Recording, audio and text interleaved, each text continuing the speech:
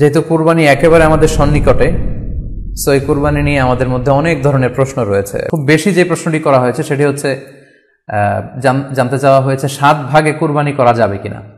এই ধরনের প্রশ্ন কিন্তু আমরা আগে শুনতাম না।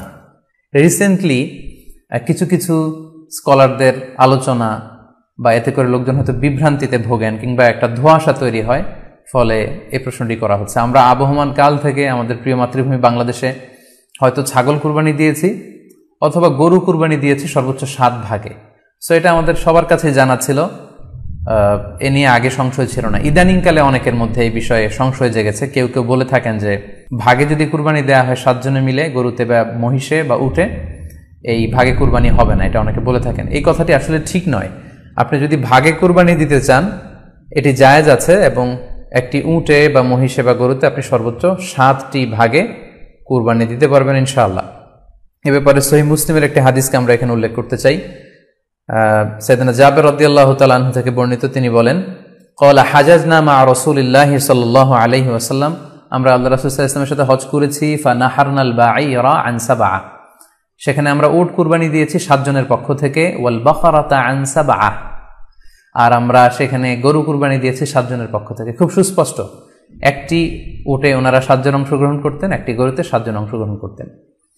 তো এই হাদিসের আলোকে অনেকে বলে থাকেন যে এটি হজের সময়, সফরের সময়, কিন্তু মুকিম অবস্থায় 7 ভাগে দেয়া যায় না। আসলে এই কথাটিও ঠিক নয়, কারণ সুনানে আবু দাউদের আরেকটি হাদিসে এসেছে যেখানে আল্লাহ রাসূল সাল্লাল্লাহু আলাইহি ওয়াসাল্লাম সুস্পষ্ট বলেছেন, সেখানে হজ বা কোনো সফরের উল্লেখ নেই। সেটা হচ্ছে জেনারেল স্টেটমেন্ট, অর্থাৎ আল বাকারাতু আন সাবআ, গরুতে সর্বোচ্চ 7 অংশ দিয়ে কুরবানি দেয়া যায়।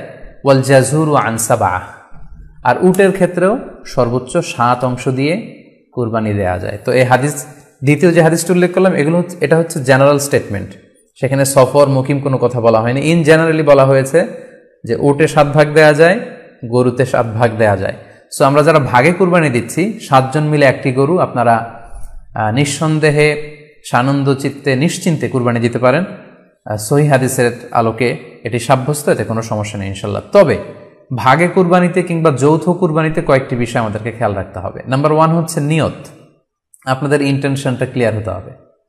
প্রত্যেকেরই যাতে একই ইন্টেনশন থাকে, সবারই যাতে ইন্টেনশন থাকে যে শুধুমাত্র আল্লাহ তাআলার সন্তুষ্টির জন্য আমরা এই কুরবানি দিচ্ছি। এখানে কয়েকজনের যদি ইন্টেনশন থাকে যে আল্লাহর সন্তুষ্টি, অন্যজনের যদি নিয়তে ঝামেলা থাকে, তাহলে কিন্তু কুরবানিটা প্রশ্নবিদ্ধ হয়ে যাচ্ছে। কারণ ইন্নামাল আমালু বিন্নিয়াত, ইয়ানি ইন্নামা সাওয়াবুল আমালি বিন্নিয়াত, সমস্ত কাজের প্রতিদান দেয়া হবে আপনার ইন্টেনশন বা নিয়তের উপর ভিত্তি করে। সো এজন্য যারা খুব বেশি মুখলেস, খুব বেশি মুত্তাকি, তারা অনেক সময় যৌথ কুরবানি দিতে চান না। তাদের সামর্থ্য না থাকলে ছোট একটা ছাগল দিয়ে তারা একাকী কুরবানি দিতে চান। এটা safe, he want to be in the safer side. কারণ যৌথ কুরবানি দিতে যে কার মনে কি চিন্তা, কার মনে কি নিয়ত, আমরা কিন্তু কিছু